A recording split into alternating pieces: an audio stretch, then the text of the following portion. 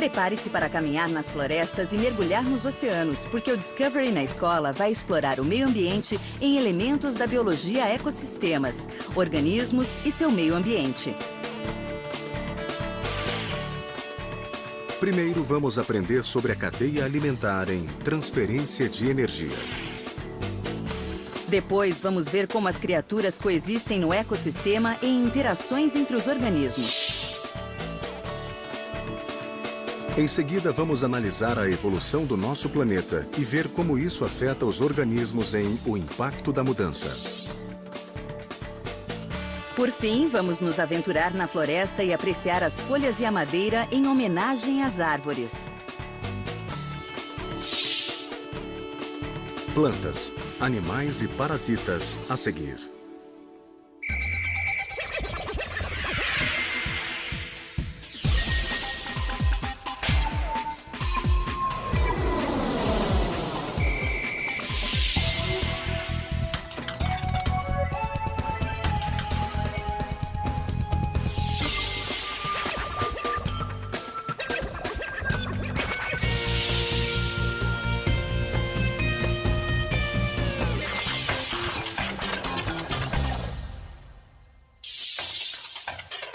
Fique atento às questões e atividades propostas ao final de cada segmento. Ao assistir à primeira parte deste programa, reflita sobre as seguintes perguntas. Como a caça predatória pode afetar a teia alimentar? De que forma a reciclagem de papel pode afetar as florestas? Todo ecossistema tem inúmeros organismos que crescem e se desenvolvem juntos. Eles estão envolvidos em numerosos ciclos entrelaçados e interdependentes. O homem faz parte dessa teia e pode influenciar todas as outras espécies.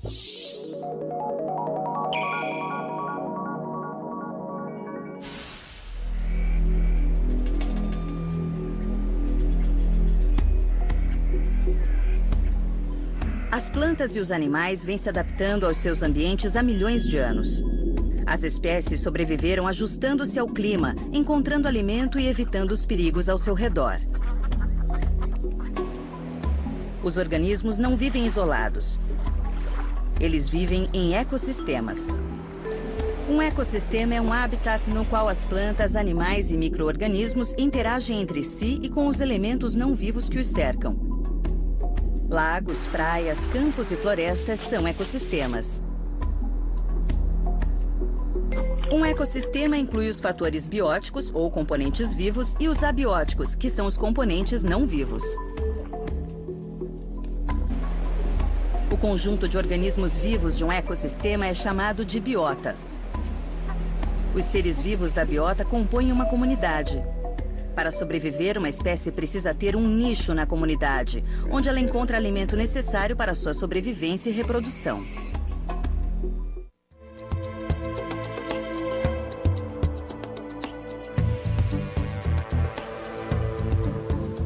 Todo ecossistema tem dois tipos de organismos, produtores e consumidores. Os produtores, chamados autótrofos, produzem seu próprio alimento. Plantas fotossintetizantes e alguns micro-organismos são autótrofos. Os consumidores são chamados heterótrofos. Os herbívoros comem somente plantas e são consumidores primários. Os carnívoros são consumidores secundários. Eles comem carne e vivem dos consumidores primários. Fungos e bactérias são consumidores que também são chamados de decompositores, porque eles se alimentam de organismos mortos ou em decomposição. Eles decompõem grama, troncos de árvores e restos animais, devolvendo ao solo seus nutrientes. Os produtores, consumidores, primários e secundários e decompositores compõem uma comunidade interdependente dentro do ecossistema. Uma forma de se interrelacionarem é através da teia alimentar. A teia alimentar é composta de muitas cadeias alimentares de produtores e consumidores que se entrelaçam. Por exemplo, na planície africana, produtores como a grama crescem em abundância. Herbívoros, como os antílopes, se alimentam dessa grama. Carnívoros, como leões, matam e comem parte dos antílopes. Chacais comem seus restos. Minhocas, formigas e bactérias consomem o que sobrou. Como a maioria das espécies come e é comida por uma ou mais espécies, as cadeias alimentares se entrelaçam em uma teia alimentar. As mudanças que afetam um grupo afetam muitos outros. As cadeias alimentares existem em todos os ecossistemas.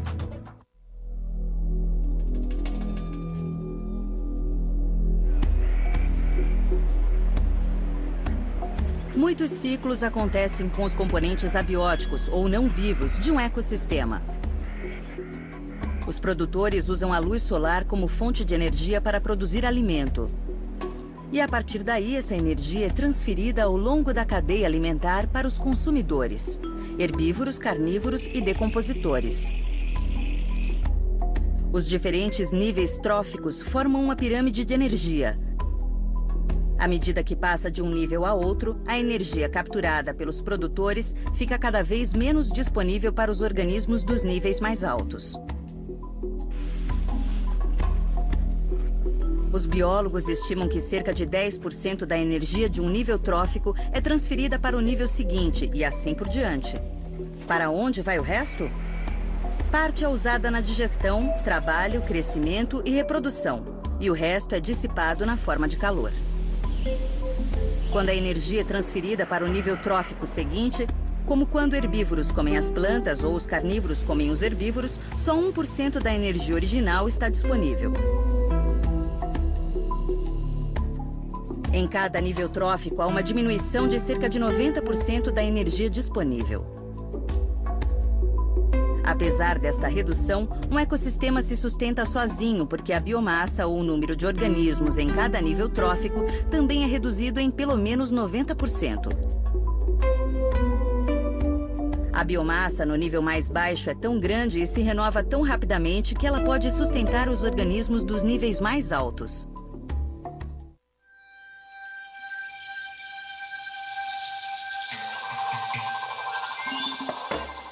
Enquanto a energia flui através do ecossistema, outras substâncias são recicladas e não são perdidas. A água, necessária para todos os seres vivos, é constantemente reciclada. Ela pode ficar em um lago antes de fluir para o mar. Pode evaporar para a atmosfera, tornando-se vapor d'água antes que o vento a leve e ela se transforme em chuva. A água pode ficar no solo antes de ser absorvida pelas plantas. A água é constantemente reciclada através dos ecossistemas e de toda a biosfera. A biosfera é qualquer parte da Terra que sustenta a vida e inclui a terra, ar e água. O ciclo do carbono é baseado no dióxido de carbono, ou CO2, mas ele é muito similar ao fluxo de energia. As plantas usam o dióxido de carbono para produzir alimento. Ao comer as plantas, os animais incorporam parte do carbono em seus corpos. Os animais liberam carbono no ar através da respiração e o processo reinicia. O carbono também está nos combustíveis fósseis, petróleo e carvão. Quando queimados, eles liberam carbono para a atmosfera. Ao longo do tempo, os níveis de carbono vêm aumentando na atmosfera, produzindo o chamado efeito estufa. Alguns cientistas acreditam que esse aumento está causando o aquecimento global, que pode levar a mudanças climáticas severas. Os ecossistemas podem ser prejudicados pela alta concentração de elementos que entrem nele. Por exemplo, o nitrogênio compõe 78% da atmosfera da Terra, mas quantidades pequenas estão nos oceanos, solo e organismos. Plantas, bactérias e decompositores o reciclam. Nos últimos anos, agricultores adicionaram grandes quantidades de fertilizantes de nitrogênio ao solo para melhorar as colheitas. Esta prática aumentou a acidez do solo e a poluição dos cursos d'água. O fósforo também é um nutriente necessário às plantas e, como o nitrogênio, foi utilizado como fertilizante. Essas águas que fluíram das fazendas contendo nitrogênio e fósforo estimularam o crescimento de algas em corpos d'água, acabando com o oxigênio e sufocando a vida aquática. Você sabia? Fertilizantes contendo nitrogênio e fósforo descem pelo rio Mississippi para o Golfo do México, criando uma zona morta todo ano. Seu nível de oxigênio é tão baixo que os peixes e outros organismos não sobrevivem. Essa zona morta é aproximadamente do tamanho de Nova Jersey. Predadores e presas vivem em uma guerra constante pela sobrevivência. Algumas vezes os predadores competem com outros predadores. Tubarões são caçadores das profundezas. O homem captura a mesma presa que alimenta os tubarões. Esta competição pode provocar sérios efeitos na sobrevivência dos tubarões e de outros peixes.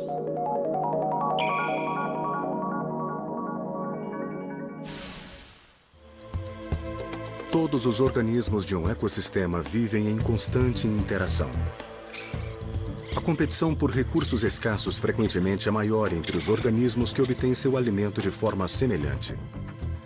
As árvores estendem seus ramos para o alto da floresta para alcançar a luz do sol, essencial para a fotossíntese. Ao mesmo tempo, enterram suas raízes profundamente no solo para obter água e minerais. As árvores que não conseguem obter o suficiente morrem. Da mesma forma, os tubarões no oceano competem por alimento com outros tubarões e espécies que comem peixes, como baleias, polvos e até o homem. Em um ecossistema com recursos escassos, as espécies mais eficientes, mais fortes, são as que sobrevivem.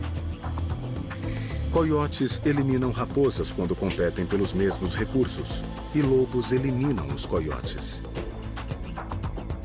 Este processo é a competição. A predação descreve a relação entre consumidores e os organismos que eles comem. O exemplo mais óbvio é o dos carnívoros matando e comendo suas presas. Mas os herbívoros comendo plantas também realizam outra forma de predação. Geralmente existe uma relação cíclica entre predadores e presa. Quando o número de animais em uma população de presas aumenta, o número de predadores também aumenta. E quando a população de presas decresce, o número de predadores decresce. Quando a seca na savana africana reduz a população de grama e herbívoros, o número de leopardos diminui porque eles não encontram alimento suficiente para sobreviver. Quando a relação entre predador e presa muda, podem surgir sérios problemas. Quando os pumas foram eliminados do sudoeste americano porque eles matavam animais domésticos, a população de cervos cresceu rapidamente. Com o tempo, a destruição do pasto trouxe erosão do solo e a falta de alimento levou à fome. Os pumas foram reintroduzidos e a população de cervos foi reduzida. Alguns organismos desenvolveram formas fascinantes para não se tornarem presas. Cactos têm espinhos. Porcos-espinho têm espinhos. Tartarugas têm carapaças. E rinocerontes têm a pele semelhante a uma armadura. A camuflagem é outra tática. Alguns insetos se mimetizam tão bem com o ambiente que parecem desaparecer. A pele do camaleão muda de cor, permitindo que ele se esconda nas folhas e árvores. Em muitos ecossistemas, quando uma espécie se aproveita de outra para sobreviver e a outra espécie não é afetada, isso é chamado comensalismo. Cracas se prendem às baleias. Isto dá às cracas a proteção e lhes permite alcançar novas fontes de alimento. No entanto, as cracas não causam mal às baleias. Quando duas espécies obtêm benefício de uma relação, temos o mutualismo. O pássaro fica sobre o búfalo para comer os insetos que ele atrai. Abelhas e beija-flores ajudam na polinização quando sugam o néctar das plantas. Quando um organismo vive às custas de outro organismo prejudicando-o, temos o parasitismo. Muitos fungos e bactérias são parasitas. Pulgas sugam o sangue de animais e vermes podem viver no trato digestivo humano. A inter-relação entre espécies pode ser benéfica, neutra ou mortal. Não importa o resultado, isso é inevitável. Você sabia? Todos os organismos em um ecossistema afetam outros organismos, e isso inclui o homem. Cachorrinhos são ótimos bichinhos de estimação, mas eles podem carregar vermes que passam para as pessoas. Vermes geralmente infectam o trato digestivo e podem bloqueá-lo. Um verme adulto pode crescer mais de 30 centímetros. As comunidades de organismos em um ecossistema mudam constantemente devido a mudanças climáticas ou à chegada súbita de outras espécies. Os homens afetam os ecossistemas do mundo o tempo todo. As mudanças podem ser mínimas ou dramáticas, algumas vezes negativas, outras positivas.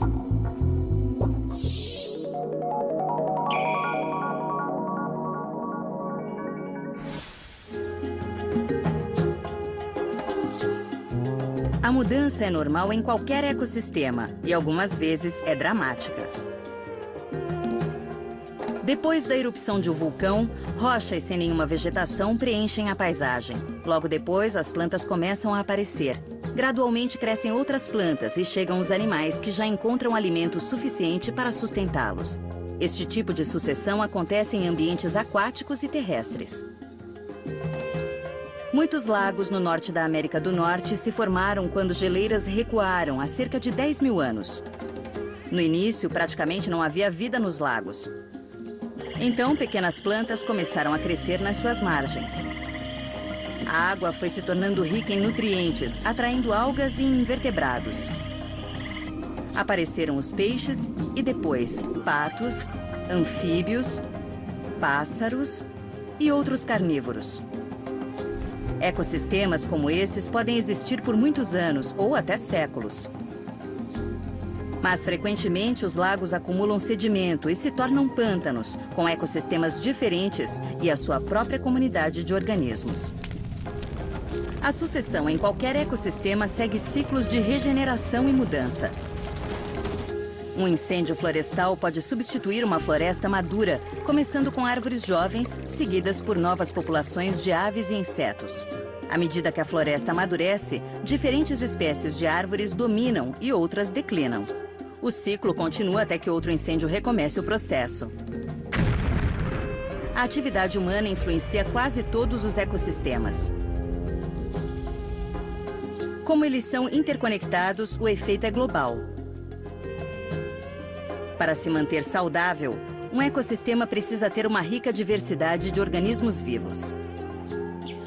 A biodiversidade dos ecossistemas ao redor do mundo frequentemente sofre mudanças dramáticas devido à intervenção humana. A população humana está explodindo em muitas partes do globo. A agricultura está se estendendo para as terras marginais. A poluição do ar e da água se tornaram tão extensas que nenhuma parte do planeta está a salvo. Um estudo recente do Programa Ambiental das Nações Unidas afirma que as florestas do mundo estão desaparecendo a um ritmo alarmante. Apenas 21% das terras do mundo são cobertas por florestas saudáveis, e os cientistas temem que os mais ricos trechos de florestas remanescentes desapareçam em décadas.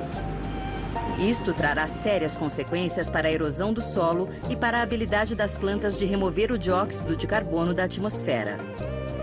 Os produtos químicos que escoam de plantações e o esgoto não tratado estão destruindo os recifes de coral. As algas que crescem nesses nutrientes sufocam os recifes e danificam o ecossistema. As consequências da influência humana ameaçam a biodiversidade dos ecossistemas. O declínio alarmante na variedade e número de indivíduos de algumas espécies faz muitos cientistas temerem que estejamos no meio de outra extinção em massa. Mas, ao contrário da que houve no passado, esta é resultado da destruição humana. A perda da biodiversidade é um importante tema do século XXI. Só o homem pode salvar os ecossistemas do mundo e os organismos que nele vivem.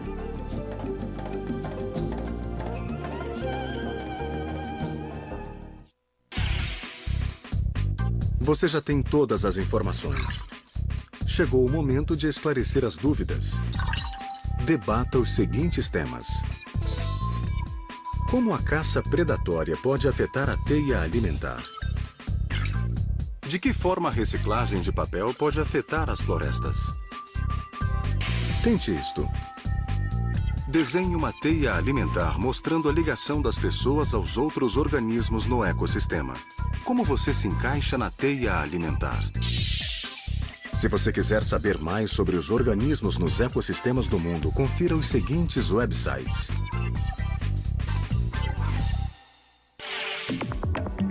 Ao assistir à segunda parte do programa, reflita sobre as seguintes perguntas. Em que sentido a árvore é um reino? Quais são os efeitos positivos de se plantar árvores? As florestas do mundo são uma importante fonte de oxigênio essencial para a vida. Mas o homem cortou, queimou e destruiu muitas florestas sem pensar. Só o nosso amor pelas árvores e a compreensão de seus benefícios poderá salvar os ecossistemas florestais.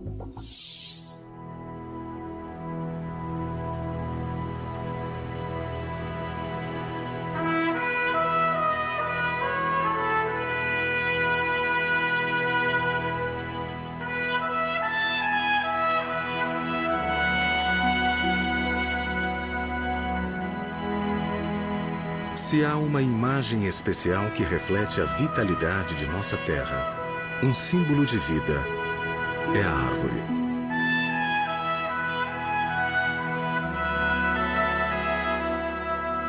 Entrar no mundo das árvores é entrar num complexo mundo de mistério e beleza.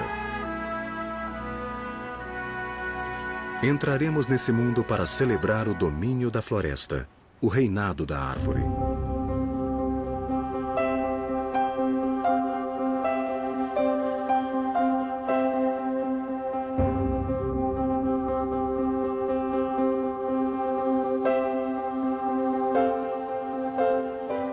Árvores: castanheira, abeto, choupo do Canadá, carvalho. Seus nomes ecoam suavemente em nossas mentes. Velhas companheiras que atravessam estações de uma vida. Nosso mundo não seria o mesmo sem elas. Assim mesmo, a maioria de nós sabe pouco de suas vidas, sua história, sua existência.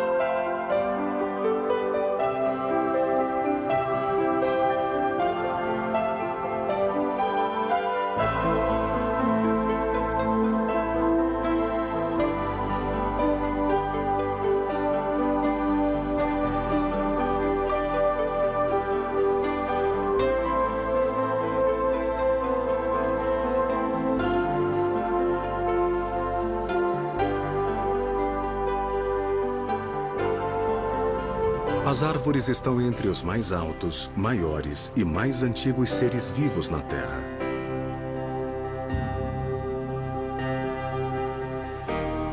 As árvores alimentam nosso espírito, fornecem sustento, santuário e abrigo.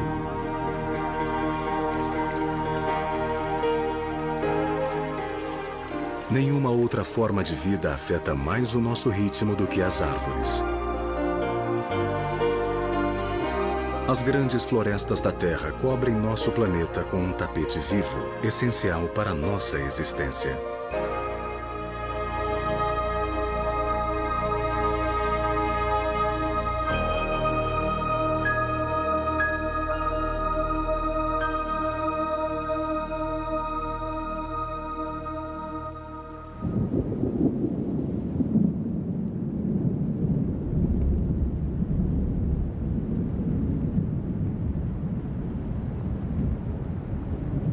Há um lugar na Terra onde as árvores têm mais a dizer do que em qualquer outro. Numa remota cordilheira na Califórnia, vive uma árvore que se aqueceu com o nascer do sol mais de 1 milhão de vezes.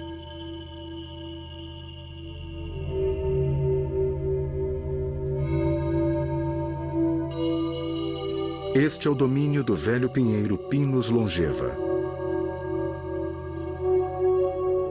Estes bosques isolados contêm árvores vivas com mais de 4.000 anos.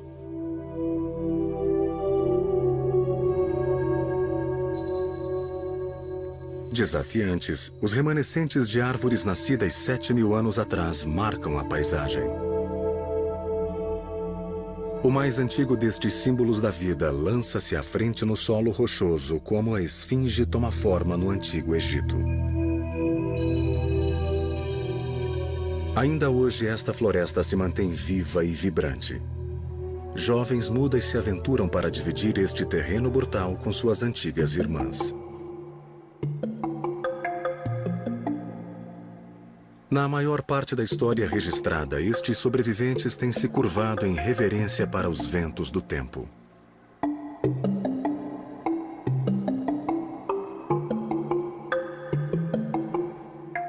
Esculpidas pelos ventos de 40 séculos, essas obstinadas árvores são um símbolo de resistência e beleza.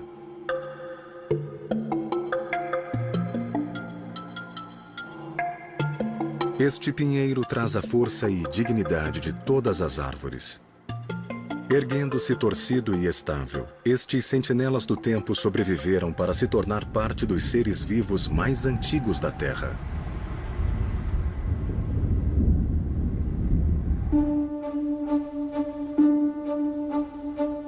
Florestas são muito mais do que coleções de árvores.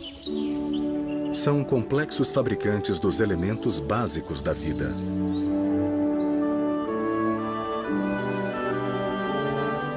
Com a energia do sol, as árvores convertem ar, água e outros nutrientes em matéria viva.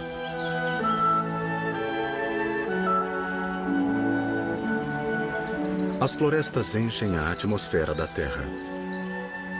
Elas simplesmente criam ar fresco.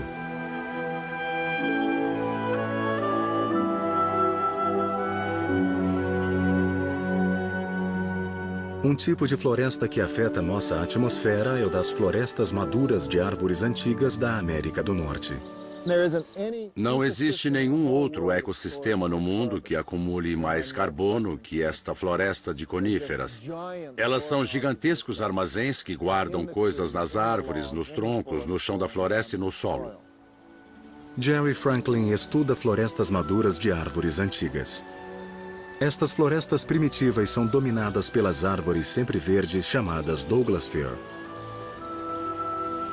Os 35 anos de pesquisa do Dr. Franklin mudaram o que sabemos sobre o funcionamento dessas florestas. Esta é uma grande e velha Douglas Fir. Esta árvore tem cerca de 1,80 m de diâmetro, provavelmente 76 metros de altura e aproximadamente 500 anos. Uma árvore viva como essa tem muitas funções diferentes na floresta. Fornece moradia para diferentes organismos.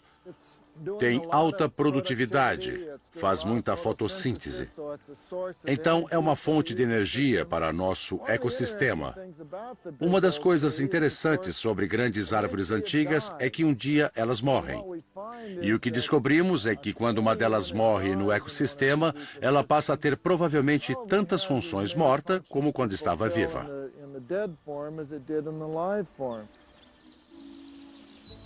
Nas florestas antigas da América do Norte são encontrados restos de árvores mortas cobrindo grande parte do solo.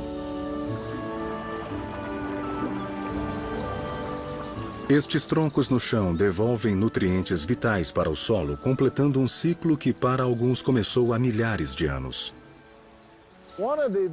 Uma das funções importantes dessas árvores que morrem e não caem é o habitat que promovem para a vida selvagem.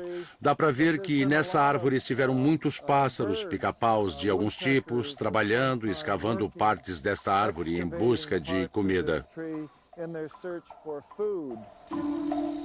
A comida é uma força que movimenta cada membro da comunidade da floresta.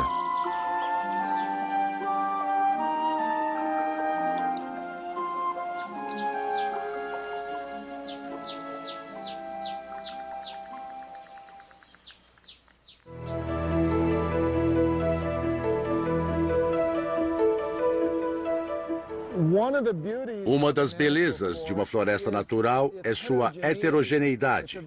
Em muitos sentidos, é bem caótico, ao contrário de um sistema organizado. E o que faz, de fato, uma floresta funcionar é parte da desordem, parte do caos.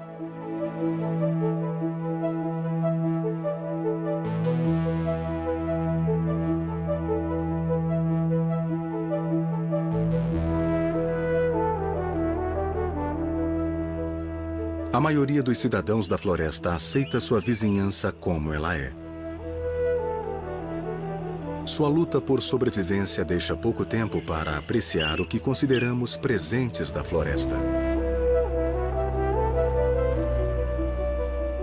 Para muitos de nós, a ligação com a floresta se tornou muito distante.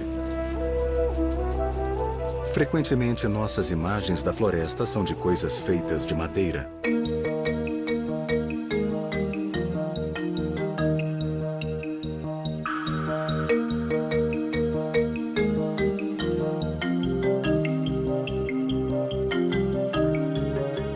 Presentes da floresta não vêm somente em forma de madeira trabalhada. A comida que comemos, o ar que respiramos e a renovação de nosso espírito depende da floresta ou das árvores.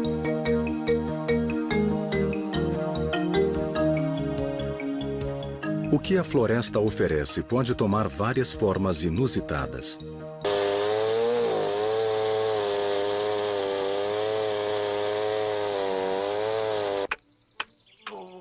Ah, eu amo esta árvore.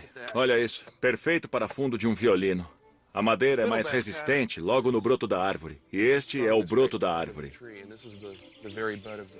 Bruce Harvey vasculha o noroeste do Pacífico e viaja pelo mundo em busca das mais finas e raras madeiras.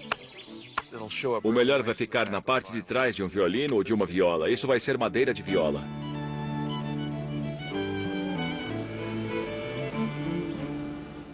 Cada árvore é muito singular e única. Nós não cortamos árvores. Não é preciso cortar árvores. Existem árvores caídas suficientes para a gente trabalhar. Existe uma preocupação real dos fabricantes de instrumentos com o fim dos recursos.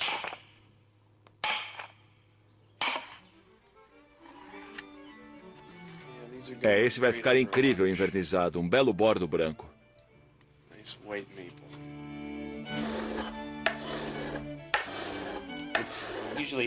Geralmente é nesse estágio inicial de modelagem que eu percebo o tipo de material com o qual estou trabalhando.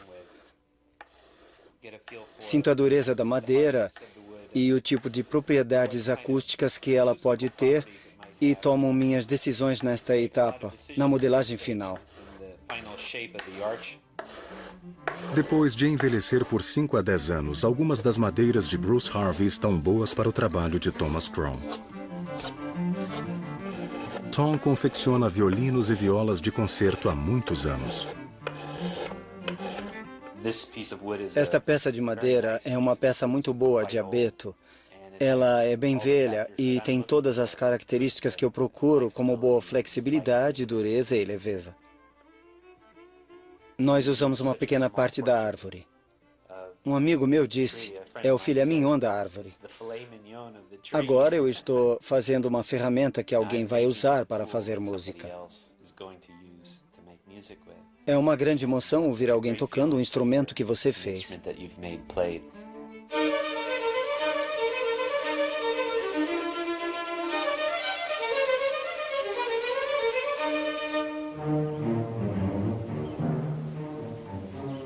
Os presentes da floresta atraíram muitos pioneiros da América do Norte.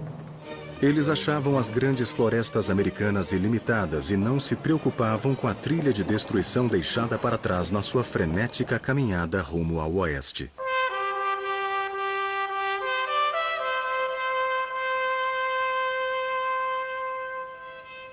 As árvores mais altas e mais fortes foram as primeiras a serem cortadas. Essas árvores cruzaram o oceano como mastros de navios mercantes e de guerra. Muitas das florestas do leste foram substituídas por fazendas. Além das necessidades da agricultura, havia o apetite insaciável por lenha. Uma área de 322 mil quilômetros quadrados logo caiu a machadadas. As fazendas continuaram a consumir milhões de acres de florestas virgens da América. Estradas de ferro devoraram madeira para dormentes. À medida que a fronteira americana se expandia, vilas e cidades consumiam grande parte das florestas. Um sólido crescimento continuou até a depressão dos anos 30. Nos anos do pós-guerra, os cortadores começaram a contar com um novo e mais destrutivo método de corte, abrindo clareiras. Do ponto de vista florestal, do ponto de vista da produção de madeira, é provavelmente muito efetivo ter uma nova floresta que vai crescer rapidamente e produzir muita fibra de madeira. É a única prática que usamos em quantidade significativa. Na frente da abertura de clareiras, o Dr. Franklin está preocupado com a manutenção da floresta como habitat, fonte de água e de ar fresco. Uma questão desafiadora tem sido como balancear a contínua necessidade de lenha e empregos relacionados à sua obtenção com os valores ambientais. Eu cresci neste país e meu pai trabalhava em um moinho de papel e celulose. O que aconteceu durante a vida do meu pai foi que ele viu a grande mudança ocorrendo desde o início, quando as florestas pareciam ser um recurso inesgotável até as últimas 2 décadas, quando se percebeu que quase todas as florestas naturais vão desaparecer, a menos que mudemos o que estamos fazendo. E ainda que seu sustento tenha vindo da indústria de produtos de madeira, ele passou a apoiar fortemente os 2 lados, a preservação de parte da floresta antiga e a mudança das práticas de exploração da floresta com o objetivo de manter os seus valores.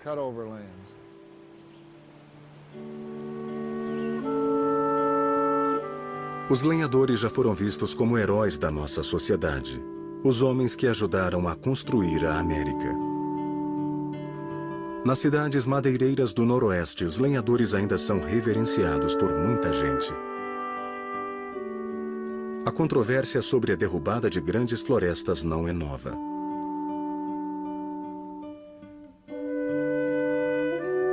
Há 100 anos era comum as magníficas sequoias gigantes da América tombarem pelo machado dos lenhadores. Mais de 1/3 das sequoias gigantes foram cortadas. É possível que a maior de todas elas tenha se perdido para acabar seus dias como uma viga de telhado.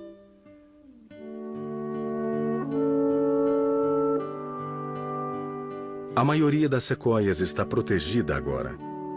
E hoje esta grande árvore é reconhecida como um dos maiores seres vivos da Terra.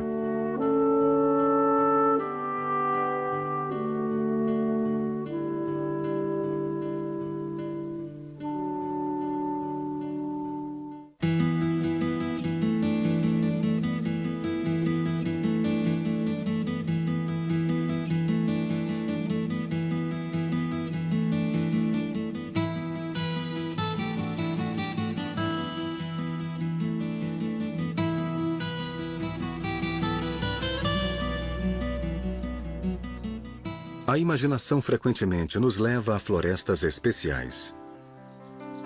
Florestas que ficaram isoladas numa tentativa de preservar alguns dos últimos vestígios de natureza pura.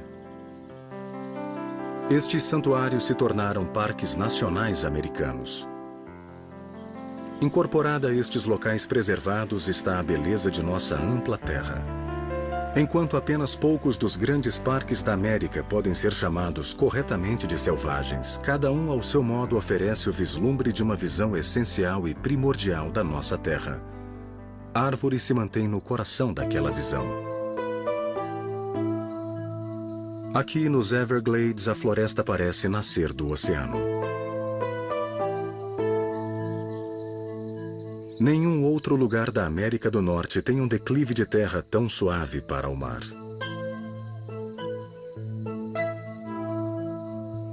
Um raso fluxo serpenteante de água viaja por esta terra vasta e plana que há menos de 5.000 anos jazia debaixo do oceano.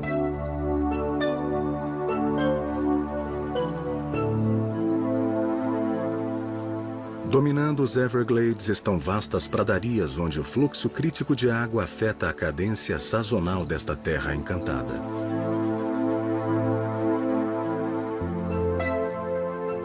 Os animais e plantas são adaptados a esta terra mutável, sempre úmida. As árvores daqui revelam uma variedade não encontrada em nenhum outro lugar da América do Norte. Ligado aos Everglades no noroeste está o pântano Big Cypress. As árvores de Cypress dominam aqui onde a floresta parece ser interminável e impenetrável.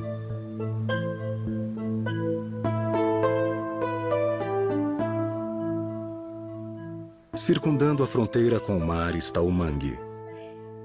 Ancorado firmemente abaixo do fluxo levemente salgado, o mangue fornece um berçário para a vida aquática que prolifera no complexo sistema dos Everglades.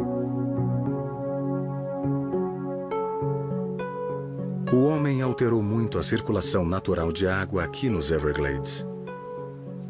Apesar das mudanças, ainda existe uma brilhante diversidade.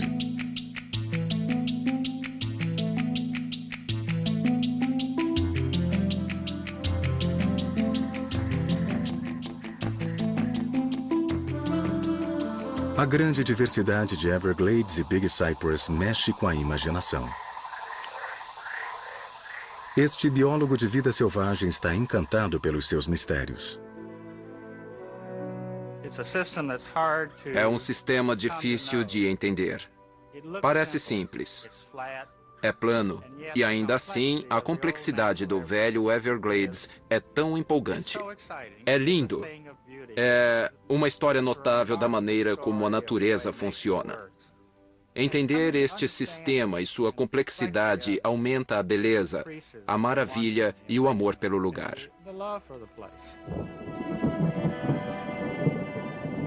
Como biólogo do parque, John Ogden deve gerenciar uma lista interminável de tarefas administrativas. Como muitos de nós, ele tenta equilibrar sua responsabilidade oficial com o tempo pessoal, tempo gasto com o meio ambiente que ele ama. Eu gastei a maior parte do tempo nesses 25 anos em reuniões, em conferências, lidando com os assuntos de fora do país. Mas eu gastei um bom tempo nos Everglades. Gastei muitas noites, milhares de dias aqui nesta terra alagada. E essas são as memórias que eu carrego comigo. As reuniões se misturam todas numa névoa e o que nós executamos em cada reunião algumas vezes parece infinitesimal. Então, a tendência é esquecer aquilo. Mas estão claríssimos na minha mente os dias em que cheguei aqui nos anos 60, quando vi pela primeira vez um crocodilo em uma trilha, numa densa rede de árvores, dormindo num tronco no meio dos Everglades, rodeado por milhões de mosquitos no meio da noite, procurando por um buraco no mosquiteiro. Essas são as recordações que tenho e Everglades é isso.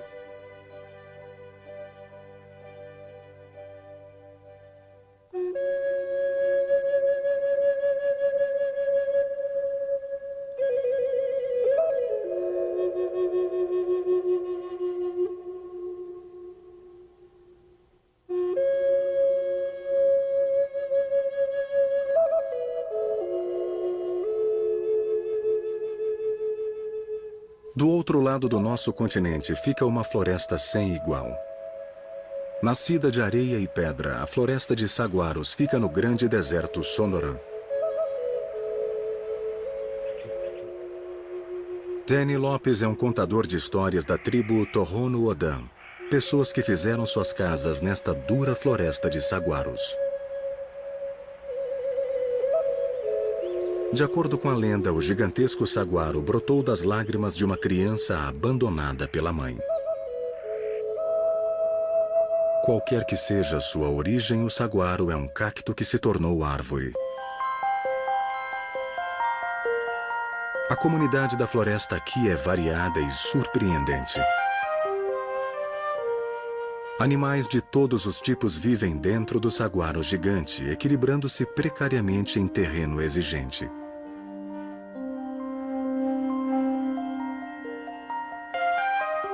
Se não for perturbado, o grande saguaro pode viver cerca de 300 anos. O maior desafio que estas sentinelas silenciosas enfrentam pode não vir do duro meio ambiente dos saguaros. À medida que as cidades do deserto se expandem, estas grandes árvores se deparam com um futuro incerto. Para mim é como perder alguém da família, porque é algo com que estou acostumado. Nós pedimos bem-estar, força. Se a gente não pudesse fazer isso e a gente não pudesse ver nossa identidade, eu ficaria muito triste se isso acontecesse durante a minha vida.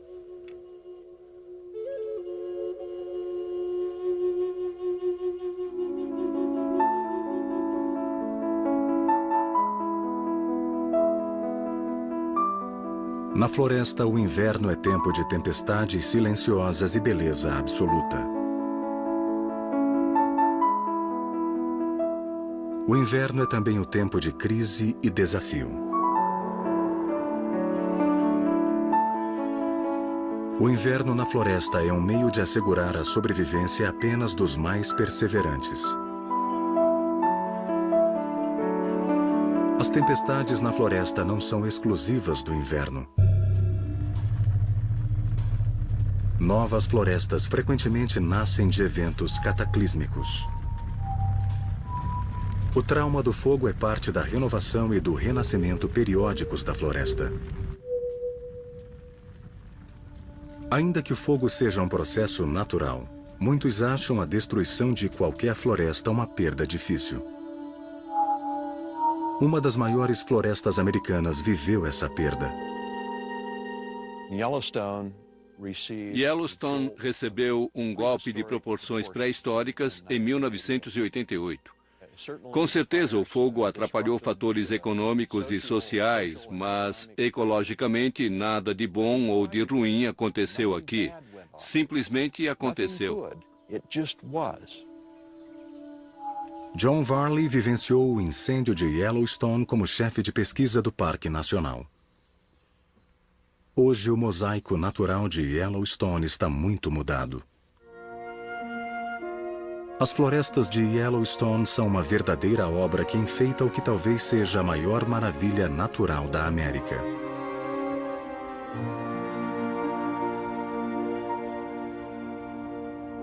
O Parque Nacional de Yellowstone foi criado em 1872.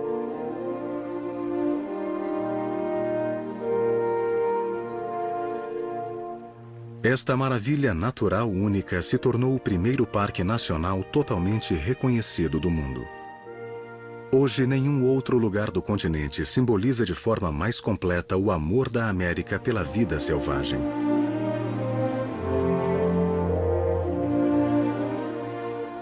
Yellowstone e as reservas remanescentes na América são a joia rara numa coroa de belezas naturais. Um símbolo brilhante da afinidade da nação pela natureza.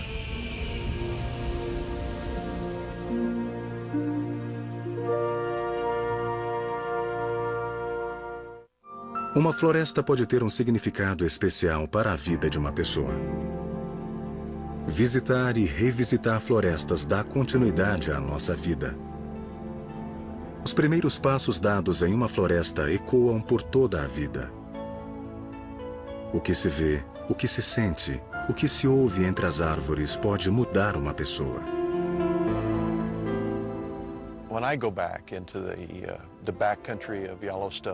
Quando eu entro em Yellowstone, longe das estradas, ruas e calçadas, eu me sinto como se estivesse entrando num templo. Este é um lugar especial para nós que vivemos aqui ou para os que visitam regularmente este lugar. É um sentimento como se nós caminhássemos dentro da Capela Sistina. As emoções despertadas em nós pelas árvores são tão naturais quanto as árvores em si. As árvores, mesmo as mais jovens, se tornaram símbolos de resistência e força. As árvores estão entre as poucas formas de vida que vivem mais do que nós. E por isso, quem se preocupa realmente com elas fica assustado.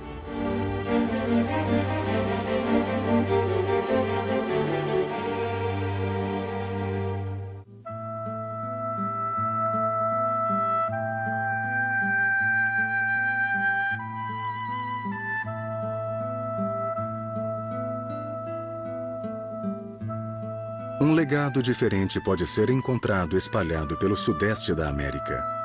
As florestas de madeira. Uma floresta especial fica na fronteira de uma grande metrópole. Surpreendentemente, ela é bem-sucedida e é o lar de uma variedade de plantas e animais. O botânico Roger Hammer está familiarizado com esta floresta única. Eu vejo essa floresta hoje como muito mais do que um refúgio de vida selvagem. Ela é mais um refúgio para o espírito humano. Um lugar onde aquele que está esgotado com a cidade pode vir, usufruir e elevar o espírito ficando perto da natureza. Entender as relações que existem numa floresta e em toda a natureza é reconhecer que toda espécie desempenha um papel importante na manutenção do mundo vivo.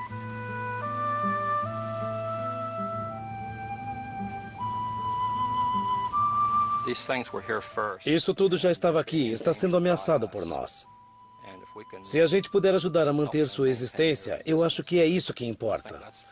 Eu apoiei grupos que ajudaram a salvar ursos polares e não tenho planos de ver ursos polares no seu meio natural, porque eu vivo no sul da Flórida. Acho que é por isso que estou feliz que eles estejam lá.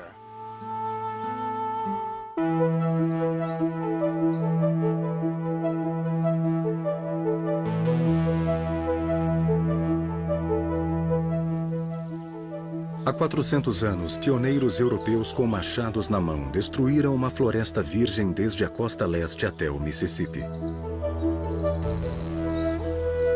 Hoje existe menos de 6% de todas as florestas originais da América. Em todo o mundo, a derrubada de árvores continua a destruir intermináveis acres de florestas a cada ano. E a cada dia que passa, infelizmente, temos menos a comemorar.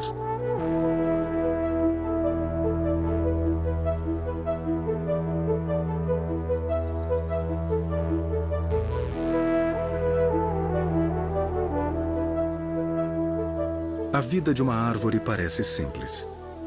Ela parece passar os dias e anos indiferente ao que veio antes. Mas cada árvore afeta profundamente todo lugar da Terra, pois cria uma atmosfera que toda criatura viva compartilha. Uma crescente apreciação do papel crítico das árvores no mundo pode alterar o que parece ser um futuro cada vez mais incerto.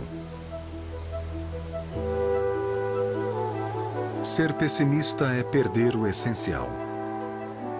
Nossas florestas, nossas árvores são enormes tesouros e a América é abençoada com algumas das maiores florestas da Terra. Para nosso frágil planeta sobreviver, devemos celebrar e amar o domínio das florestas, o reino das árvores.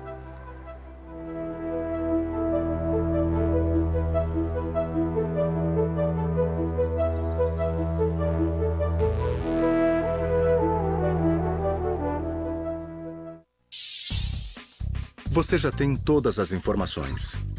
Chegou o momento de esclarecer as dúvidas. Debata os seguintes temas. Em que sentido uma árvore é um reino? Quais são os efeitos positivos de se plantar árvores? Tente isto. Vá a um parque ou floresta e faça uma relação das árvores que você encontrar. Como elas se adaptam a seus ecossistemas? Esperamos que você tenha gostado desta viagem do Discovery na escola ao interior dos ecossistemas. Se você quiser saber mais sobre as florestas do mundo e como preservá-las, confira os seguintes websites. Versão brasileira Vox Mundi.